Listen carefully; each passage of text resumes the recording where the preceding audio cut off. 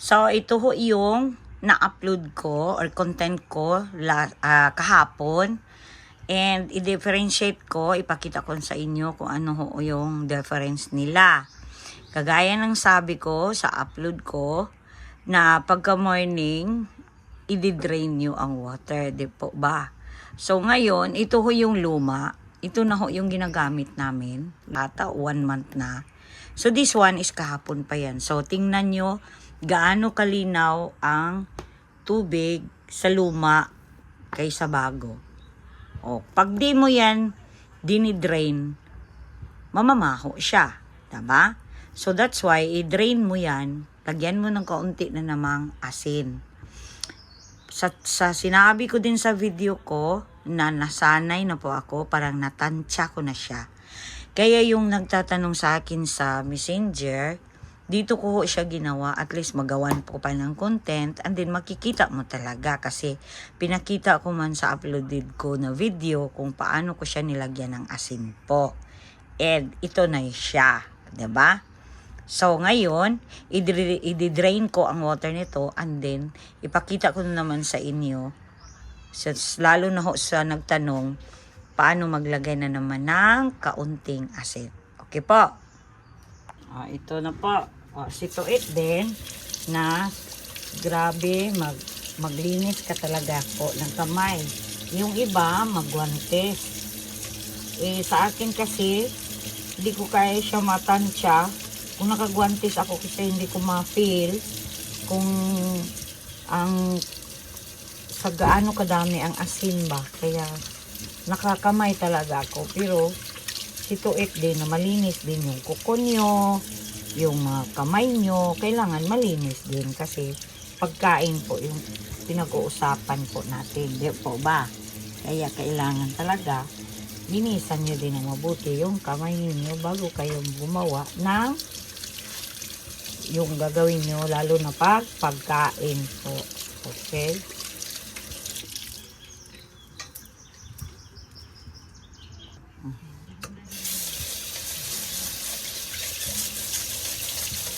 Ayan naman. Ganyan lang po, i-drain ko talaga yan. Kikita nyo ha, dinidrain ko talaga yan. Yan.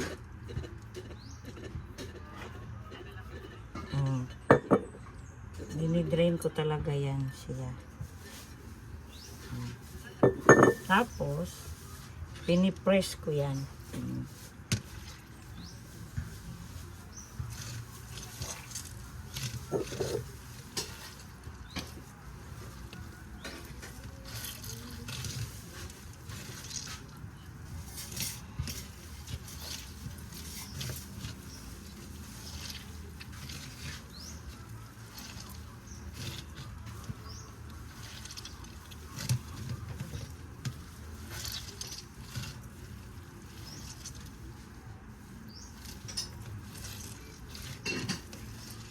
Yan. Diba? Nawala na yung water niyan. Drain na. Saka ko siya lalagyan ulit ng asin po. Ang final ho na siyang magawa ng sa Bisaya pa, una or yung sauce niya. Yun. Di talaga yan masira. As far as sa experience ko talaga po. So, kailangan naka-ready na po yung asin na ilagay nyo. Ganyan lang din ako maglagay. Ganyan. Kagaya ng sabi ko, paulit-ulit, na himay ko na po or parang tansya na ko talaga paano at ilan hindi pala ilan. Paano at gaano karami ho na asin ang ilagay ko po. Kaya, yan lang po ang isi-share ko na naman sa inyo. And I hope na may natutunan kayo, lalo po sa nagtanong sa akin kung paano ko ginawa. Kay so far, ilang taon na akong gumawa ng ganito, hindi ho yan namamaho or nasisira. And lahat ho ng usual na magpunta dito, hihingi ng ginamos ko po. And ito lang po ang nagawa sa 1 kilong dilis. Balik natin. Kasi malinis naman to. Kaya, sa gaya ng sabi ko, mas maganda pag maggawa din kayo ng ganito. Jar talaga na ganito, yung babasagin. Kaya mas maganda ho ang resulta ng mga bagoong po ninyo. Hindi mamamako talaga. Kasi ang plastic may tendency na mangamoy din siya ng plastic. Kaya as usual, kailangan magmamadali ka kasi meron ho mga langaw na dapat hindi ho yan matabuyan. Ganyan lang po.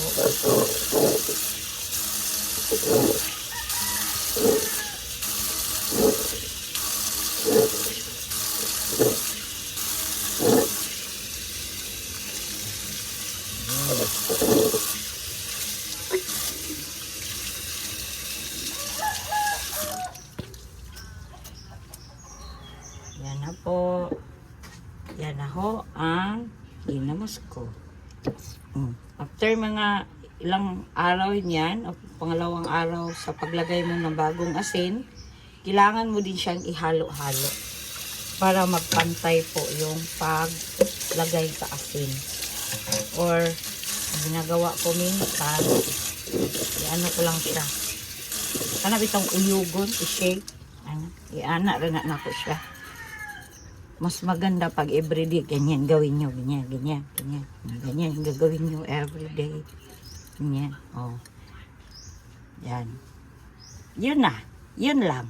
And sa nagtatanong, sana po nasagot ko and sana po naintindihan nyo or nakikita nyo paano ko talaga ginawa yan. Nasatisfied din kayo sa mga sagot ko na ginawan ko ng video. Kaya yun lang po. Gisa lang tayo po ng mag-gisa lang po tayo. Our ingredients is kalabasa, sayuti, and yun lang. Lagyan ko lang ng kaunting karne and oyster sauce, and then yun na. That's it. Para-paraan to, magluluto ako ng maaga because I'm going to do live streaming. Salang. Ito, tayo ko taon-taon ko kay gilantan man. So, ako nagig ko karon. Kay gilantan man among ko. Ako nagig ko. Anak na mga friends.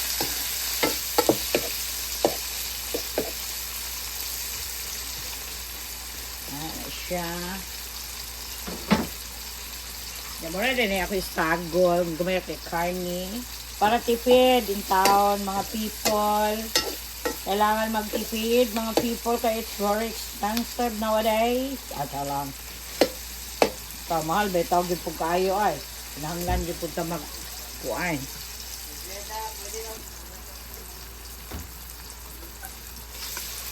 And then, the karne, mga friends. The karne. Salam. Ano na siya, mga friends. Para-paraan lang.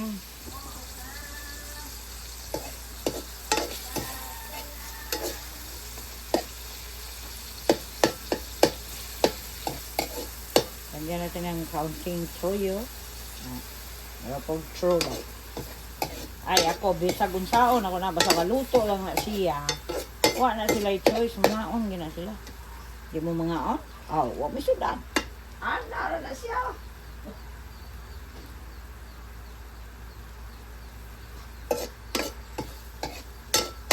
Kunya, lain ko, kaya ko ibutang. Mag-white paper ta.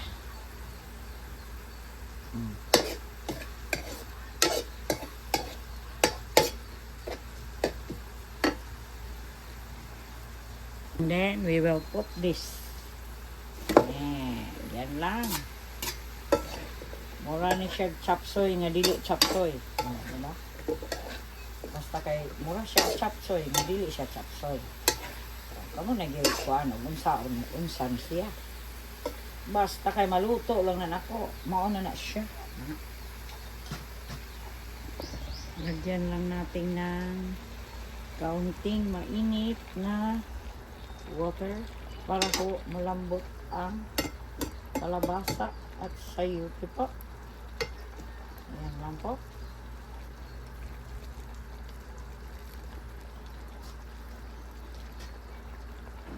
And then, pagkatapos po, maglagay po ako ng oyster sauce.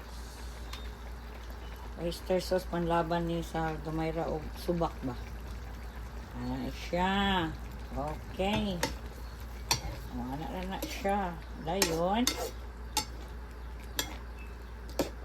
Dayon. Ato, na siyang palaton.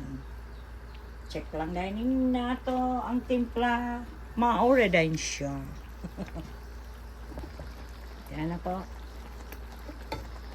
Palambutin lang natin ang kalabasa.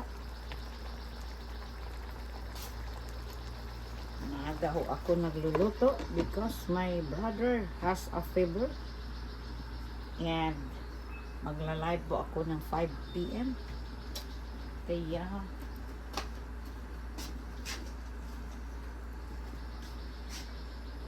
check din natin paminsan-minsan para ho ate ho mahalo ang ilalim mapaibabaw, ang ibabaw mapailalim. Char lang. Anak ba siya karon to malata nang mas ilalom. Kaya ana din try ko din nato ang timpla kung okay na ba na siya. Ang time ko tayo mga na good siya. Okay. Diba? Oh, wow. Durog na po ang kalabasa. Maganda ang kaklase sa kalabasa ako napalit. Hasta ang sayote. E guwapa kay nanindaan ni si Maria Christine. Taga Tadala. Tsara. Unit tayo siya. Ato siyang pagatilawan mga friends. Pizza lang.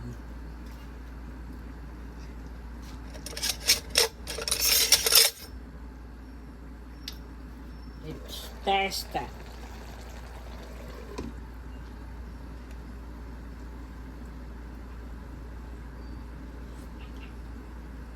Okay. Medyo kulang na kasi ng kaunti. Lagyan natin ng kaunti asin.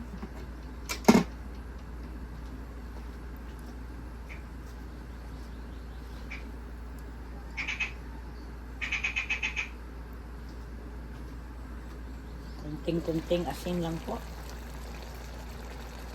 Baka magiging maalat siya.